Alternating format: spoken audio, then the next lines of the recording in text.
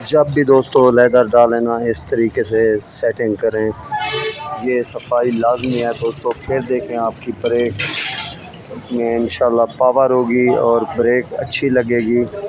इस तरीके से इसकी सफाई करें और ग्रीस करें। ये देखें दोस्तों अच्छे तरीके से ग्रीस करके ना जो है ना ये एडजस्ट को मैं लगा रहा हूँ। और ये देखें अच्छे तरीके से मैं इसको ग्रीस लगाऊंगा और इसको फिट करूंगा दोस्तों। अगर आप भी इस तरीके से फिट करते हैं तो आपका मोटरसाइकिल की ब्रेक जो है ना 100% बहुत अच्छी लगेगी।